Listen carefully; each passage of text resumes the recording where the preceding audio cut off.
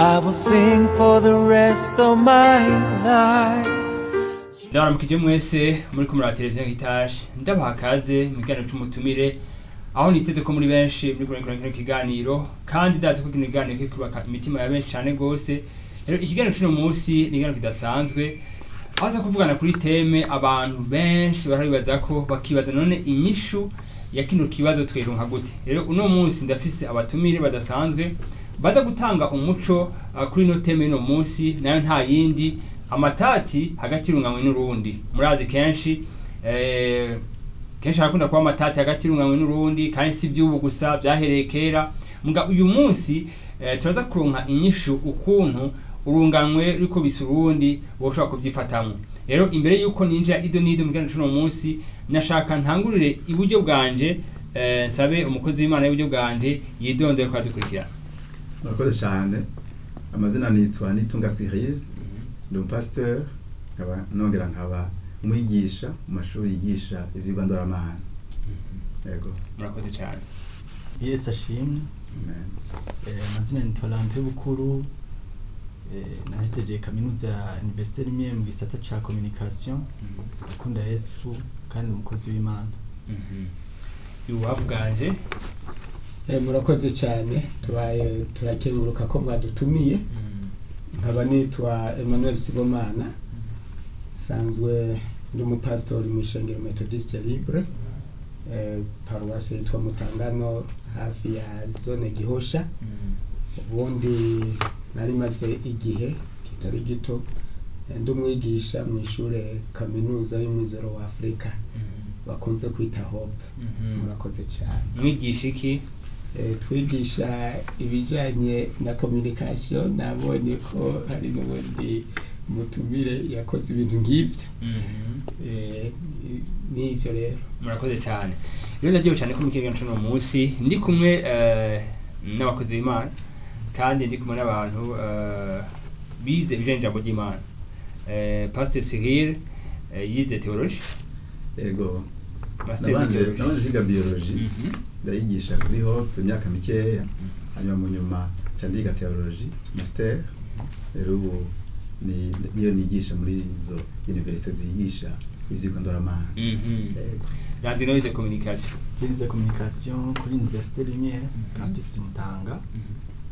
Narahejeje. Yego. Muri universite namwe licence nivyo bisa nakoze nkuko mugenzanje Pastor Cyrille yakoze. Naje natanguye kwiga ibijanye n'ijambo ry'Imana, Bible theology. Hanyuma ivyo narangirije ko mu nyuma kuri master ni communication. Maze kumva aho mwaciye n'ivyo mwize ndizera neza yuko ariko adukurikirana hari ikintu kidasanzwe baza kwakira. Uyu munsi shaka tuya kujanye n'amatati hagati y'urunganwe n'urundi. Mbega Pastor Cyrille yore kuravuga amatati abantu botahuriki? Yego. Bon. Amatati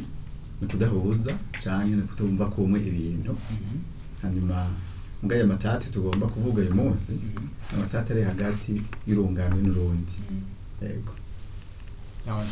Kuko babivuze nagerageje ndagira ubushakashatsi ku rubuga ngurukana bumenyi. Nasanze avuga ati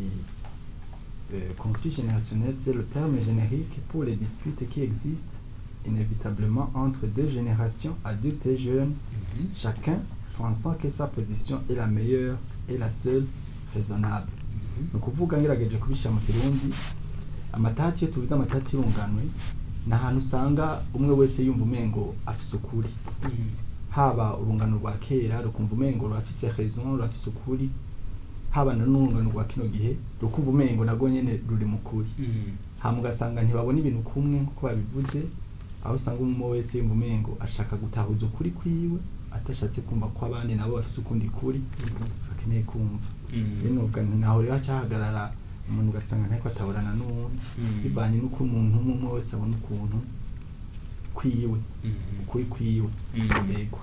Murakoze cyane mutama nawe uko babivuze bagenza niko namwe mutaha mu byumva. Yego niko ndavyumva. Mbere Pastor Cyrille yakoresheje ijambo na jewe ryari mu mutwe nuko ariwe yananze kurivuga kandi twarihuriye ko iyo turiko turavuga ngo amatati no kuvuga no kudahuza mu vyiyumviro hanyuma rero ivyo navyo birava ku kuntu iyo migwi ibiri icyo turiko turavuga ku vyerekeye urunganwe urumva hariho urunganwe rw'abantu bakuze hariho umugwi w'abantu bakuze n'abandi bakiri bato urumva rero bisigura ngo igituma habaho amatati igituma haba abantu batabona ibintu kumwe ni kuko bataba bari ku rugero rumwe uravyumva rero haba hariho nk'ikirere niko no bivuga ico bakunda kwita mu cyongereza ngo generation gap no kuvuga haba hariho ikintu kimeze nk'ikirere kibatandukanya maze rero urumva kubera ico kirere canke hari ijambo mu Kirundi ngira ngo abo muri iki gihe badakunda gukoresha nivyo vy'ivyo turiko turavuga vya generation gap kubera ico kirere hariho amajambo amwe abo muri urunganwe badakoresha tuvuge nk'ijambo inta haba hariho inta hagati y'urunganwe rwa kera n'urunganwe rw'ubu ku buryo rero bamwe baba bahagaze ngaha hagati yabo hakaba hari ikindi kirere gituma rero batabona ibintu kumwe nivyo rero turiko turavuga. Okay. Murakoze cyane ndize ko dukikana kano kanya hari byinshi mu matahura icambere matahuye amatati hagati y'urungano n'urundi cyo bisigura muga kandi twongere kandi twigira imbere kandi pasta yego ni kwereka byankeneye ko tuvuga ni byankeneye ko tubivuga ko kubera reka nsubire mvuge kuri definition umutamu umwe yavuze yitwa Donovan Wilbur ariko aravuga kuri nyene generation gap yavuze ngo ni bayivuze mu Cyongereza it's a great difference in attitude and mentality between the younger generation and the older generation. Rumva ni ikiri kibazo gusa cacu nk'abarundi cyangwa muri Afrika mugabo urabona ko ari ikintu n'abantu bagize ku bushakashatsi hanyuma kubera abantu bakiri bato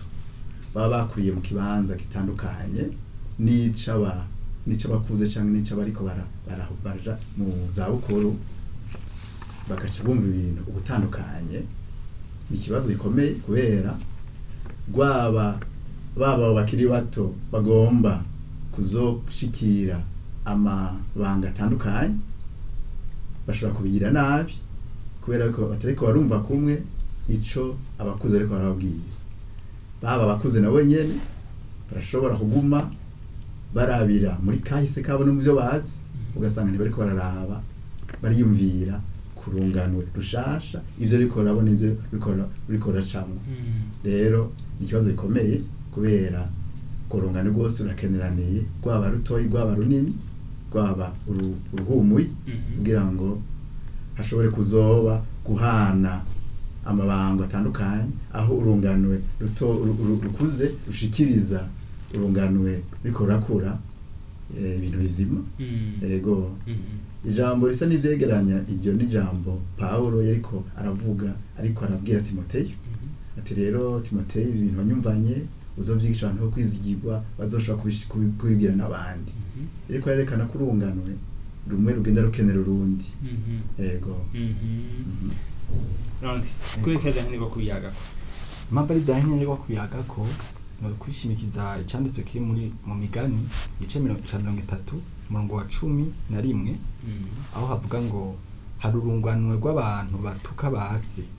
ntibahezagire banyene ariko aravuga ku bintu by'urunganwe umunyabwenge Salomo yaranditse mu migani aravuga yuko hariho urunganwe rw'abantu batuka basi je rero mpagarariye urwo rungano rusa n'urw'abakiri bato ndagenda amashengero bamwe tukayaga nkabona ko by'ukuri abakiri bato hari igihe bishika bagatuka basi mvuze basi saba umubiri gusa bashobora kuba ari n'abasi babarongoye mu by'agakiza ugasanga kubera amaraso ashushe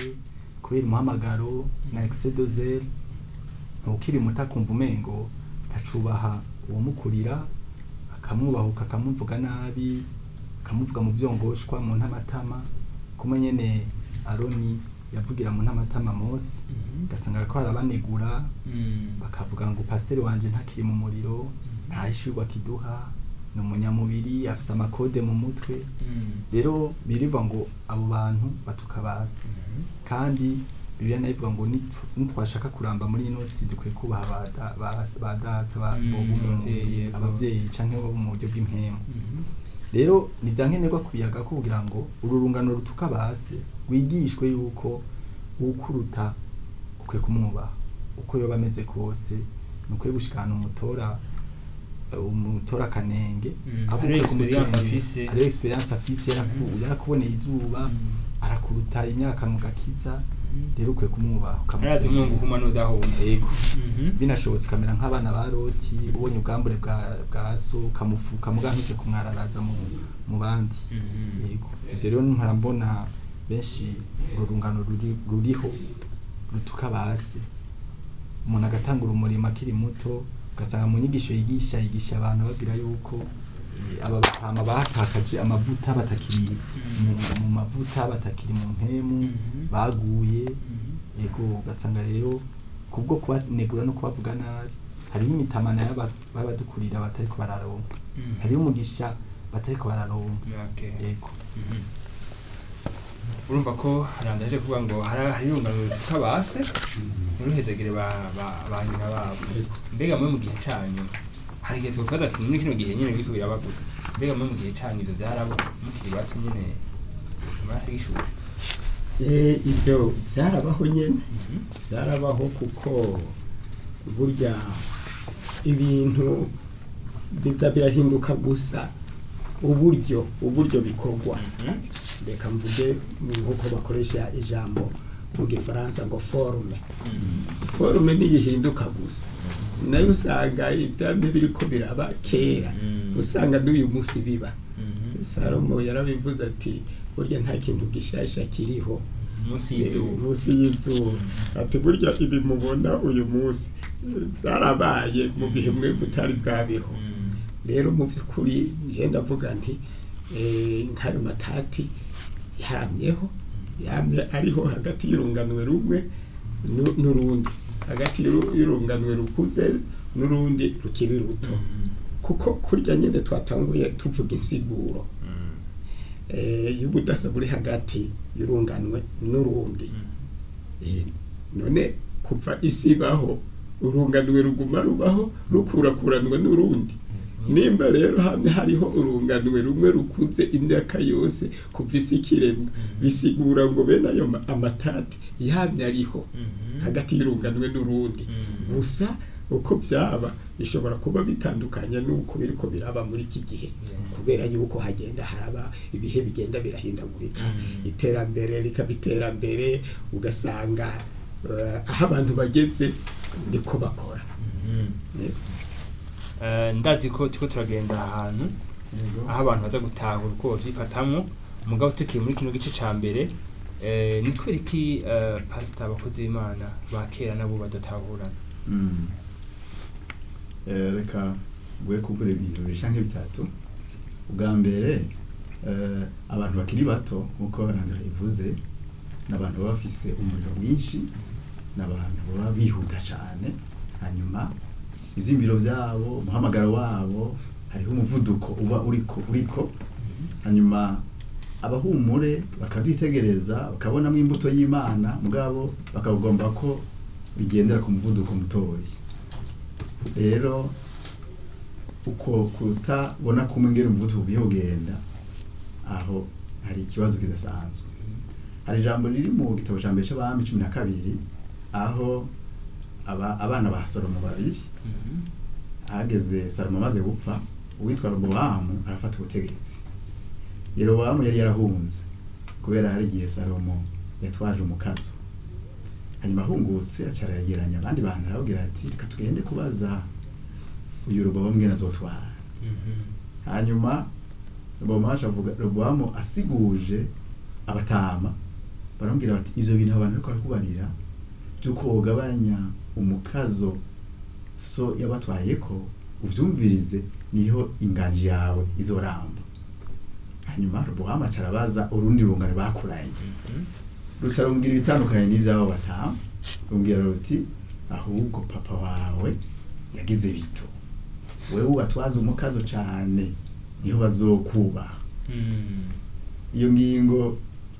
y'abakiri bato ayishize mu ngiro, ubwami bwe nonyine bwashe bwicamo kubiri. Rero ako nakarero kerekana ngene abakiri bato babona gutandukanye n'abakuze. Rero uti mbega ni kubera iki batatahurana? Yego, umuntu ariko arahumura haba hari ibintu yabayemo, haba hari n'ibintu azi. Rero biramushira ahantu adapfa ivyo yemeye, biramushira ahantu kubera abari no mu responsibility, biramushira ahantu kubwibone no vuga avuga ati genda buke buke mwana. Mugabo umuntu akiri muto kubera izo nkomezi, kubera izo bigumbagumba, kubera n'uwo muhamagara nawe hariho umuriro agomba kubitwarako. Rero naho bica bigonganira nagira bonye ko egahise mugaruka ukabafasha muri uwo muriro nyine ukabatwara neza. Yego, uyu muriro ukorera ko kuko hariho imisozi bashobora kwirukanga udashobora kwirukanga, hari ibikorwa by'inkomezi bashobora gukora udashobora gukora, mugabo kandi hari amakosa menshi bashobora gukora ugasanga niwe ugiye kwegeranya ivyo bamenaguye. Nayo makenga rero umuntu ashagomba gukorera ko hanyuma ubwo baruka birushoke gumva abahumura. Kino Landry aza kudufasha uko ari muri urungano nyene atubwira igituma biruka gose. Yego, niho udatavana gushobora kuba kuhaba. Abajene novuga ko bari dynamique, abantu bashaka ko ibintu bihinduka, bashaka ko ibintu bijana n'igihe, kuko sivye imbeshere isi revolue. Abajene nabo ntibashaka gusigara inyuma, ubwo batamara igihe atacu bibatwara, bavuga bati twa turirimbo twacu twa kera twa kantike twigumire kujya nyine. Hama ibyo byo gusaragurika muvuga ngo muvugishwe cyane musenge mu ndimi, ijambo ryo nyine rapwiye. Mugabo je nabo bakavuga bati turavye twebwe ku ma internet, turabona muri YouTube ibintu bikorwa, turabona ibitangaza, twakeneye natwe ko biba. Niba pasteur atabishaka twe tuzobizana. Hama duciye twigire, no kuvuga rero umuriro kurabira ku bandi, gushaka kujana nahisi ahigeze bituma abo kugongana. Rero ngerageje kwishura ico kinati kuriki abakozi b'Imana ba kera badatahurana nabo. Hari akarero keza kuri Dawidi na Sawuli. Igihe Dawidi yaja kugwanya Goliyati, Sawuli yashatse kumwambika imyambaro yiwe yahora agwanisha kera. Muga Dawidi yambaye yumva umengo ntijanye nawe, hamara yambura avuga ati jewe hari uburyo menyereye butandukanye nk'ubwo, reka je nkoresha itopito. Sawuli nawe ati oya je ambara ivyo nahora nambara nivyo bikora. Dawidi nawe atoya je shaka itopito menyereye. Haba rero kutumvikana, mugabo Sawuli aramureka ati fa kwambara basi batukoresha ubwo buryo bumenyereye. Dawidi yabona kuca kugwanya Goliyati kandi aramunesha. Rero novuga iki, iyo habaye kudatahurana hagati y'urungano n'urundi, hari igihe bituruka kuri uko kuntu abakera bashaka ko ibintu bikorwa nk'uko bo basanzwe bikoze kera. Mugabo ntibamenye yuko hari yindi mikorere Imana ishobora kuzana ijanye n'urano rungano, kandi ugasanga iyo mikorere izana resultat nziza. Aha ndavuga nko mu buryo bwo gutazira. Uburyo bwo gutazira abakera barakunda ko umuntu akoresha kantike. Mugabo abajene nabo bavuga bati Dawidi avuga ati turirimba indirimbo none kubika ituma kudakera mwemera hari abishuri. Rero ugasanga abazanye irindi bishasha, mugize ibyo bishasha bikagwa nabi abatamu. Aha turavuga nk'amasketch mu mashengero, turavuga nk'amastile amarap. Ugasanga abakera bavuga bati ibyo bintu biko biraja kuri podium n'isi yimukiye mu ishengero, turabikemeye mu izina rya Yesu. Mugabo yawe marap nyene ari abajene nyene azana ku Yesu. Bakunda marap bari hanze bavuga bati twara turondera muri boîte donne, none ko dusanze mu ishengero boîte toyijamo kubera iki? Reka dutazire Imana muri iyo style nyene. Je nihereye ko nk'intahe ikintu cankuruye kikankura mu dini nari mu nkaja mu bakizwa. nuko nahasanze ari umudiho naho randondera mu isi mugabo uri mu mana ndabani rero hakonja mu kabare aho bavuze ibintu bya ndomboro n'ibiki reka nigumire ngahanye ho batazira imana mugabo muri wa mudiho naho randondera hanze rero novuga nti abakera bakwiye kumera nkuko kwa Sawuli bakavuga bati nimba umwambaro wanje wansi koresha uwumenyereye mugakubwicuriro c'Imana muri make ibyo dukora byose bikorwe kubwicuriro c'Imana iyo rap ikorwe kubwicuriro c'Imana iyo sketch ikorwe kubwicuriro c'Imana n'abatama babitahure ko ari byo bihe biba bigezweho yego kozi Imana namwe ko mubitahura nkawe mushengero banyu mubonye rap yashitse amasketch yashitse ko gutahurana ntiko ava kugorana ivyo nibisanzwe yuko ugutahurana kugorana mugabo kandi bisaba yuko uwo ari we wese agira kigoro kugira ngo arondere gutahura ivyo atarazi kuko burya nta muntu ariho amenya vyose urunganwe rero urumva ni ngombwa ngo habeho novuga nti ca kirere kibatandukanya kubera yuko mu by'ukuri biragoye yuko umuntu abona canke yiyumvira kurenga ahasanzwe ari ico ndiko ndavuga niki urunganwe rukiri ruto goshobora gutahura gute urunganwe rukuze kandi rutarahashika sinzi ko mwumva ico ndiko ndavuga urumva umujene w'imyaka 20 w'imyaka 25 kugira ngo ashobore gutahura nka jewe ndumutamba maze imyaka 60 n'iyindi yo ntahura gute mu byo ndiko ndavuga atarashika muri iyo myaka kugira ngo ashobore kwiyumva nkuko jewe niyumva sinzi ko mwumva ibyo ndiko ndavuga aho rero kugira ngo hari n'igihe bizomusaba ko amara iyo myaka yose jewe naciyemwo niyo namaze kugira ngo ashobore gutahura ahashobora kuvuga ati bwa bundi babatama hamwe bahora batubwira uko nuko mbega vyari ibi hari igihe rero dukwiye gutahurana nimba nk'urwaruka rukiri ruto rutadutahura tuvuge urunganwe rukuze rudatahure igituma abakiri bato batabatahura dukwiye kubimenya tukabitahura kuko ivyo bakora naho bageze nkuko nabandi bane babivuga bakora nkuko bangana naho bageze mu nkomezi zabo bategereza gukora uko nyene kuko niko biri niko bavyumva kandi ikindi naco nkuko nabivuze ibintu bigenda birahindagurika uko twebwe twiga turi mu mashure ingene twaja mu mashure tunyagirwa n'imvura duca ahantu hanyerera tugenda n'ibirenge ata n'ibirato twambaye urumva ubu ibintu vyarahindutse nizo ngorane rero urunganwe rwa kera rukuze rushobora kugira umwana yovuga ati jewe ibirato vyaheze ndakeneye ibirato byo kuja ku ishuri hari abaca bagira ngo none ngo twe ntitwize tutambaye ibirato urumva aho n'ahandi rero urunganwe rukuze nabwo birugora gutahura abakiri bato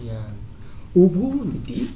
tuba dukwiye kugerageza uko dushoboye umwe wese akagira kigoro ari urunganwe rw'ubu ari n'urunganwe rwa kera kugira ngo turabe ingene dutahurana nico gituma rero ari ngombwa kumviriza ndiko ndavuga iki yuko abarongozi bakuze canke uko boba bangana kose kumviriza abakiri bato kugira ngo bababwire ivyo bakeneye ivyo babona aho bageze ivyo batahura muri ico gihe urunganwe rukuze nabwo goshobora kwibuka rugakubita agatima mbembera bati burya natwebwe tukiri bato ba data hariho ibintu batadutahurako mugabo natwe twari tumeze muri ico gihe ivyo rero vyoshobora gufasha urunganwe rukuze ruhumuye gutahura urunganwe rukiri ruto mugabo ari uko baganiriye yego hakaba bene ico kiganiro niho bishobora gufasha urunganwe rwose gutahura hanyuma uruganwe rukiri ruto nabwo umuntu akuze akavuga bakumviriza ntibace bavuga ngo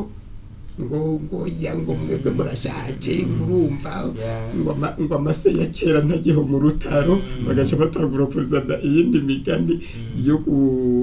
yo gushigikira ivyiyumviro vyabo kumbure batagomba kuvako. Pastor Cyrille yabivuze neza aho yakoresha akarorero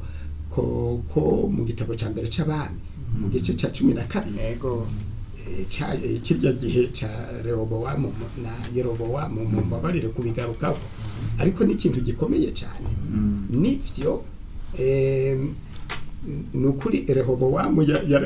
yarageragisha inama imisore urunganwe bari kumwe kandi ivyo ni vyiza kuko bashobora gutahurana ariko kandi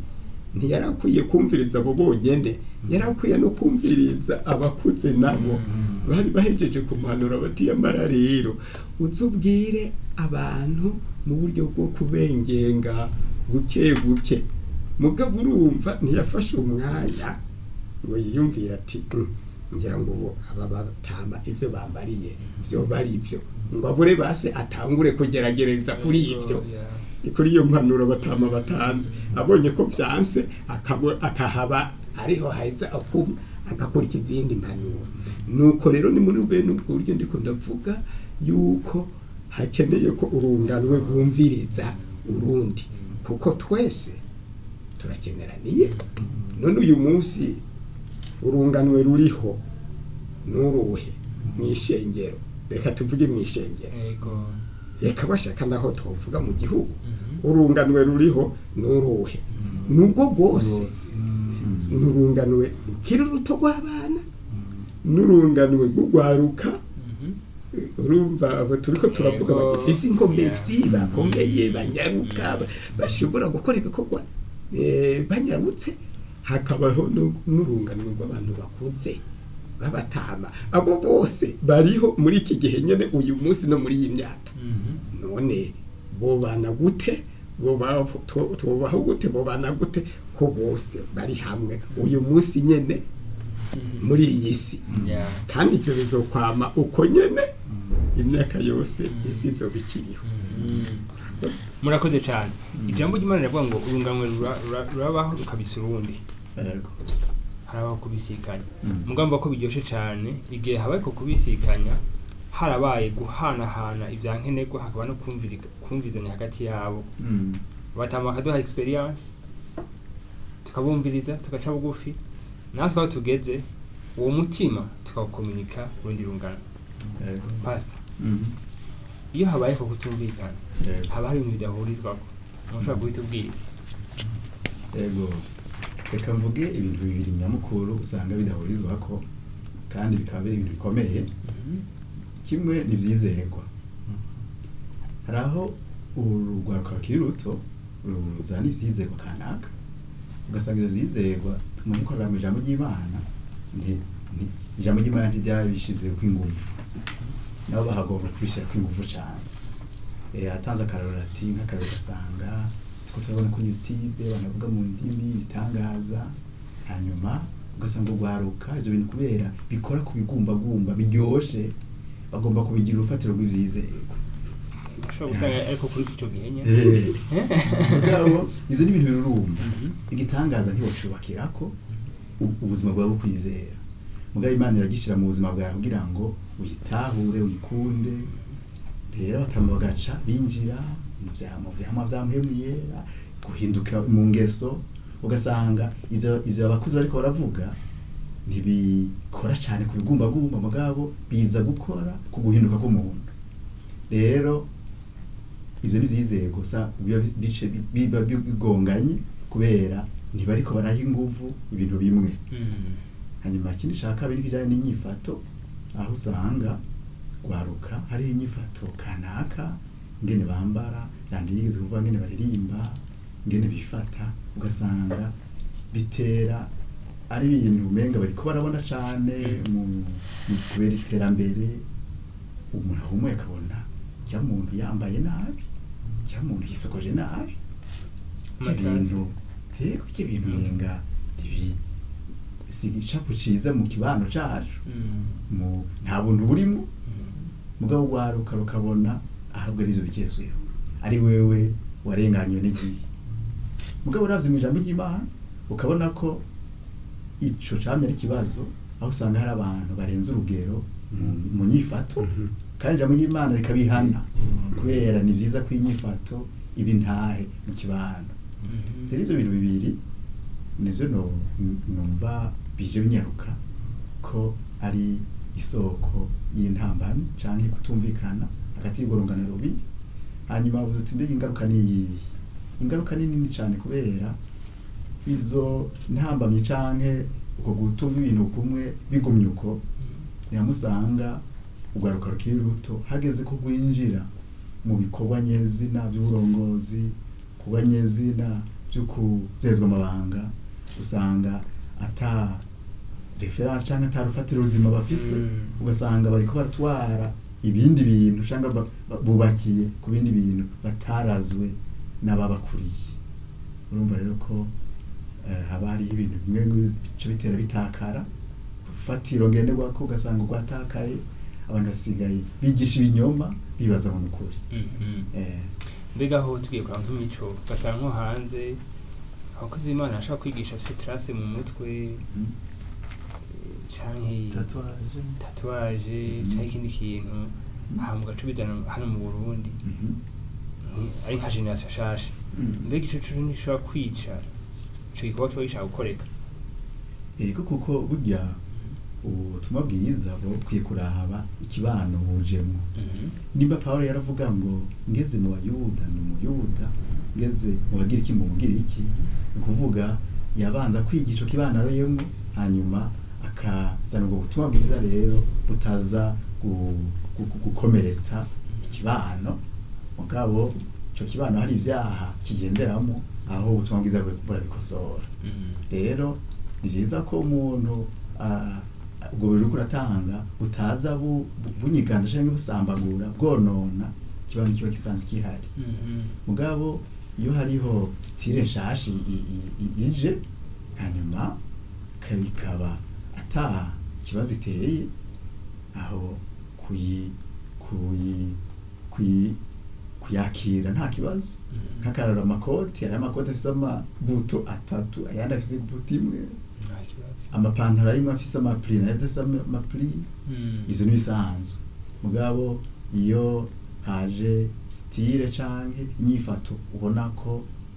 atabuntu burimwo ubona ko iratera uhagarara no mu kibano nimwe nizo style umuntu yiyubara cyane cyane imishinga ya Kristo yego nibihe bintu byahurizwa kana je nabishyize mu mice itatu cyambere n'imikorere navuze mu buryo bwo gutazira nk'akarorero abadukurira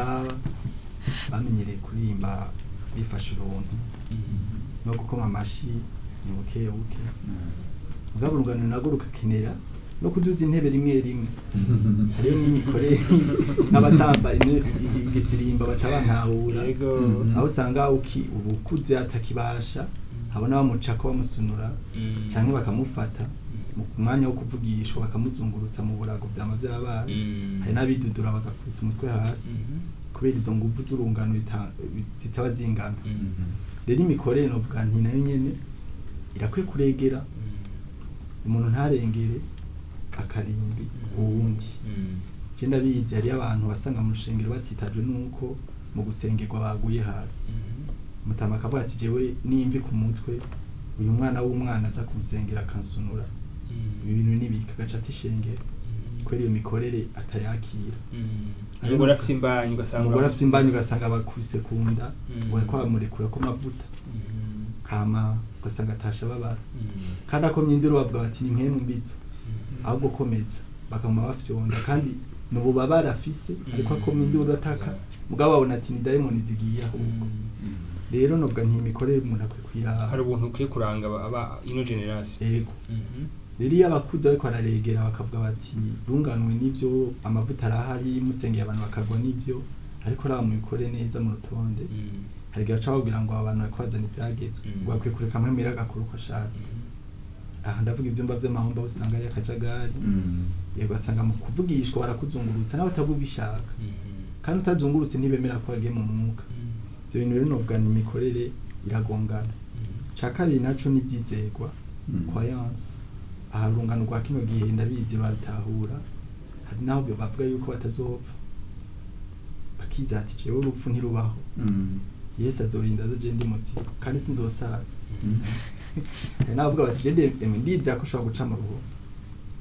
ndiza ko ushobora guca mu ruhome kuko Yesu yaravuze ngo tuzokora ibikorwa nk'ibyo yakoze n'ibindi rero ugasanga bafise ibintu bizera mugabe ikibabaje ari ibintu navyerekana igihe batavyerekana mugano novuga ni navyo nyene biri mu bintu bituma urungano rwa kera rudatahura rwabubu cyane naco n'inyigisho doctrine hari inyigisho nyene z'ivyaduka usanga zivuga ziti ubugaragwa ku mukristo ntibubaho umukristo akwiye kwamava mu bwiza aja mu bundi ubuzima bwo gukena ntibubaho kugwara koko ntibibaho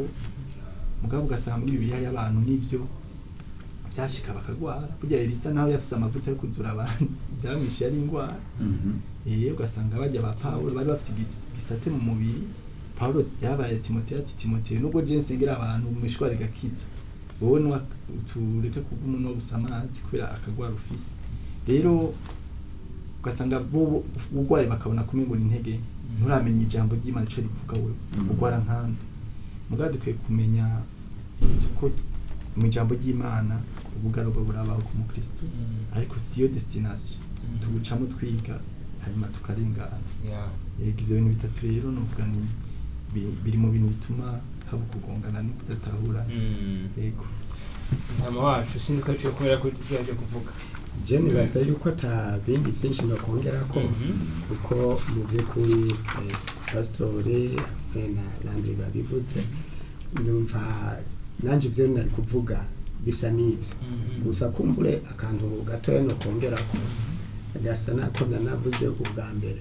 kava mu vyiyumviro ni nkukumengo abantu turaboshwe n'ivyiyumviro dufise ari naco gituma navuze nti burya biragoye bisaba akigoro kugira ngo umuntu yiyumvire kurenga uko asanzwe ari nico gituma tuvuge nk'urunganwe rukuze usanga bahengamira ku kuvuga ngo kera ngo twebwe ngo twagenda ukuntu ibyo ni ibyiyumviro babayemo bakabikuriramwo hanyuma bikabagumamwo ku buryo naho baba bageze mu gihe tugezemwo umengo birabagora kwibohora bene ibyo byiyumviro ngo babone bati yamara uyu munsi isigeze ngaha ni muri ubwo buryo rero ndiko ndavuga nti ivyo rero nivyo bica nyene bituma habaho ayo matati bigaca bituma urunganwe rudatahura ubundi urumva rero ntarinze kwirirwa ndasubiramo byamaze kuvugwa ni nka bene ivyo turakwiye rero kugera aho tugera tukibohora mu cyongereza bavuga ngo liberal thinking tukava mu byo tugenderamo no mu byo twiyumvira tugashobora kwiyumvira ibirengeye aho tugeze kugira ngo dushobore gutahura abandi Pastor Cyrille niki tokugwa reka mvuga ibintu bibiri mu byo kogwa kimwe mu byo kogwa nuko atarunganiro kwibaza ko gwikwiye rw'aburunganiro rw'abahumure cyangwa burunganiro rw'abakiri bato twese turakeneraniye ego kubera urunganiro humuye biruzoheza ibikorwa byose rutegerezwa gukorana n'urukiri ruto kandi hari n'ivyo ruzosiga bazopfa ariko barahumura hanyuma urukiri ruto rufate inkoni rero turakeneraniye birakenewe ko turerana nkuko tubona mu ijambo ry'Imana abantu bagiye barerana Timotheo akaregwa na Paulo Samuel akaregwa na Salomo na Dawidi Mose na Yosuwa n'abandi ica kabiri rwaba urunganiro rukuru cyangwa urunganiro rutoya tugiye kugira akigoro ku kubaza ivyanditswe mbega ivyanditswe bivuga iki kubera burya abo bose baragomba kubaza cyane ivyo barimo canke ivyo babonye urwaruka rukagomba kuraba ibintu ko bibona nuko gwiyumva abahumure nabo bakaraba ingene bamye bakora ibintu mugabo burya bose bogera mu vyanditswe bakavuga ati ivyanditswe bivuga iki kuri iki kintu abantu boca bugufi bakegerana bakavuga ati ivyanditswe ko bivuga uku reka tuvyubahirize reka arivyo dushira hejuru umuntu ntasubire gutangirwa n'urungano rwiwe mugabo twese duhurira ahantu tuvuga ati ivyanditswe bivuga uku rero reka tubikurikire nivyo bintu novuga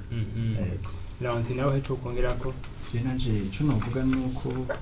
mu vyokorwa abatama botahura abakiri bato ndatanga urugezo rw'inyifato novuga ko bokwirinda ya Yakobo gihe Yosefu yamubwira ati je narose izo ndoto bamwise ko ari karose ari umusazi ahubwo yavangiwe ibyo birakunda gushika usanga ukiri muto Imana imuhaye umuhamagaro bisa naho umengo ukuze nta utahuye byoroshe yawumwiganira akamwira ati ahubwo wewe rero uri umuroberi ibyo bintu Imana ntiyavuganye nawe yaba yavuganye nawe kwanza kuvugana araciye mugaba kwe kandi Yakobo indoto siwe yibonye Yakobo ntiyayibonye kandi yahora abonana n'Imana akavugana n'Imana mugi Imana yashimye kwibwirira Yosefu rero nawe nk'umuntu yubaha abavyeyi arambwira ati je narose mbona mupfukamira rero se namba ari jalousie yumvise ati kumengo je washize muri position yo kumupfukamira mwana ivyo bintu si byuri karose nabasaza biyo bamukurire baramuca intege rero iki kintu kirakunda kuhabaho usanga ukiri mutaha umuhamagaro yawusobanurira abamwitangiye imbere bakamuca intege ati ivyo bintu ntavyo uzoshikako mugani baza ko badukurira bomera nka Samuel niwe bomera Pito na Eli niwe yumvise Samuel amubwira ati urampamagaye yamwari atoya je ndatahura iryo nico ry'Imana ariko yaguhamagara n'igihe asubira uvuga uti ndi hano yego uwo rero n'umuvyeyi mwiza ashaka ko umwana ashika hatashitse kuko naza ko icifuzo c'umuvyeyi nuko ubona umwana we washitse hatashitse iyo jalousie yo kumva yuko umengo azohava asumba ndamaze kubona n'abadukurira badashobora kwemera guha podium abakiri bato bavuga bati nkayimuha baramukunda banduze bace bambako yankeme ya Sawuli kuvuga ati bava bamuririmbira ngo yishi ibihumbi ndiri naje numishi igihumbi mugani baza ko ubukuze aba yaramaze guhaga ibyubahiro niyo bihora ukiri muto akwiye kumureka nawe agashika ku ndoto ziwe cakabiri naco abakiri bato nabo bakwiye kubaha abatama babitangiye imbere mu gikorwa burya igitugu kirakura n'isumbi zose ndabiza abakiri batari gihe bibona ko ingabire uyu munsi akavugishwa bikaba agaca asigara yumva umengo yohindura n'iki yego ntabakiri umwana ahubwo agasigara yitwa bishop yakarengera n'izina ry'umurongo kwera utuvuta twagaragaye kuri we mugabo akibagira ko impano ntasisana n'uburambe mu gikorwa ushobora kuba ufite impano ikagaragara hakiri kare mugabo experience utayifise ikwiye na maturité rero mico gihe abakiri bato bakwiye kubaha abatama aha rero ndakunda inyifato ya Dawidi yari yaramenye ko Sawuli Imana yavanye nawe nk'emirata akiri kuri we yaguye kandi ibiheta ngabo byinshi Imana yaramuhaye mu maboko ati mwice mugabo Dawidi aravuga ati jewe nzoguma ndamubaha gushika sishobora gukoza urutoki kuri Imana yasize amavuta uko byomera kose atakaza nk'ama atamutakaza yamuhamagaye nizo mwihanira jewe nk'umwana nke kumwumvira no kumwubaha yamaze igihe kinini amucurangira ku kirimba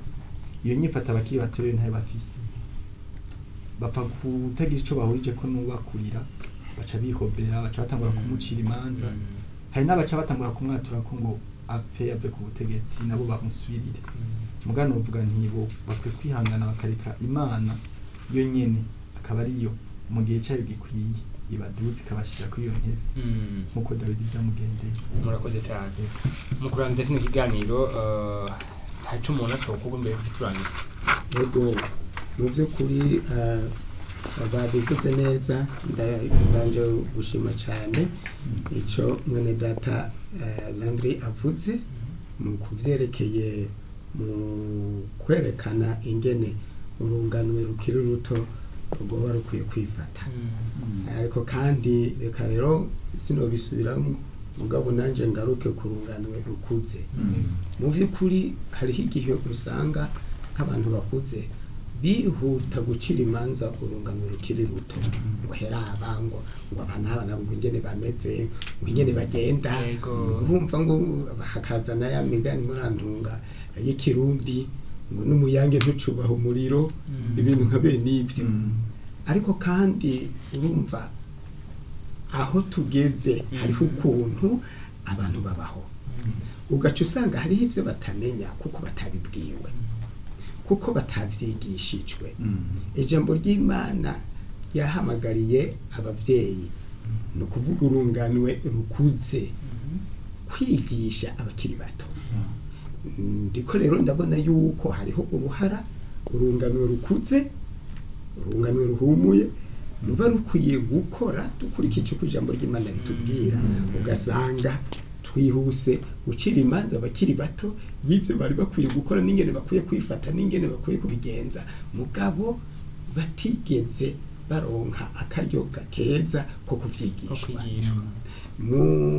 gitabo cyo gusubira mu vyagezwe mu gice ca gatandatu turabona neza ingene Imana yabwiye abisirayeli ingene bakwiye kwigisha abana babo Imana yavuze iti ayo mabwirizwa ndabategetse uyu munsi azohore ku mitima yanyu muzogira umwete wo kuyigisha abana banyu umwete mu migani naho igice ca 22 ku murongo wa 6 havuga ngo toza umwana indero nziza akiri muto ngo azorinda asaza atarayivamwo urumva rero hariho igihe usanga sinzi ko ari igihe c'amajambere canke iki abavyeyi bataronka umwanya wo kugumana n'abana babo ngo babigishe batiyamara rero igihe turi mu nama igihe turi ko turasenga canke igihe turi mu rusengero ukwiye kwifata burya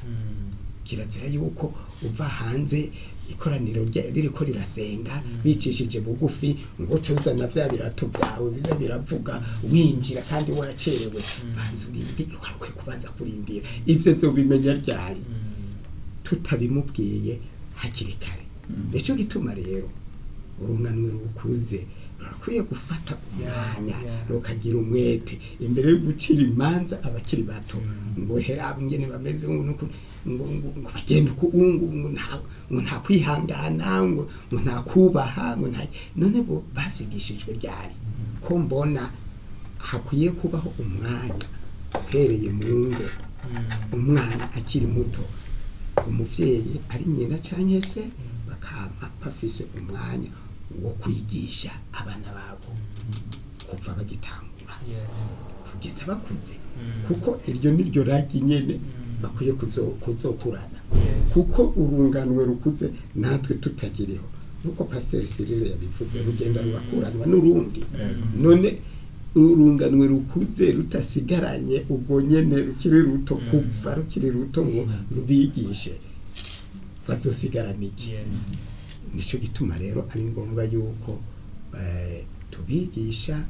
hakiri kare kugira ngo dukurane nabo kandi muri uko kuyigisha harimo n'ibibazo nabo bagira baca batubwira bati yamara rero none twebwe ko tubona ibi tugeze hanaha twobigenza gute niko rero ubwo runganwe rukuze nabo ruca rutahura babandi bakiri bato ugaca ruboneraho gutanga impanuro zikenewe murakoze cyane ndabashimiye cyane kuri ivyimviro byiza muje gutanga kubijanye n'amatati hagati y'urunganwe rumwe n'urundi runganwe kandi nzira yuko uyu muvuze bije gufasha abantu benshi cyane ndanabasaba ko n'ikindi gihe ndabatumiye bwe tubandanye twagura muzoduha umwanya mukatwitaho murakoze cyane ndashimiye cyane nabo bose bariko barakina kiganiro ndizira ko abyishimiye mwiza mwumvise insiguro y'amatati hagati y'urunganwe rumwe n'urundi runganwe n'ukuntu abakuze bovyigenzamwo n'abakiri bato ukuntu bovyigenzamwo hari ijambo ryiza mutamavuze ngo toza indero umwana akiri mutoyi niyamara gukura ntazoyivamwo naciye mbona igicapo c'abavyeyi canke c'abakozi b'Imana nk'abatoza iyo ekipe itsinzwe kenshi ntibatangura kuraba abakinyi batanga kuraba umutoza. Rero murumva yuko abakuze murabatoza. Rero mu batoza beza kugira ngo urungano ruzokurikira ruzoba rurungano rwiza rushingira intaha Imana hamwe n'abaravyo bose bashoboka ati ego koko baronse abatoza beza. Rero murakoze cyane bino muheje kumva ntibiherere hano hantu mubirimbure ko ijo n'umurango gutyo onye tuzogire isi isa neza irimo abantu bazima. Murakoze cyane naho utaha mu kindi kiganiro twagura bino bintu kugira hano hantu. Merci beaucoup.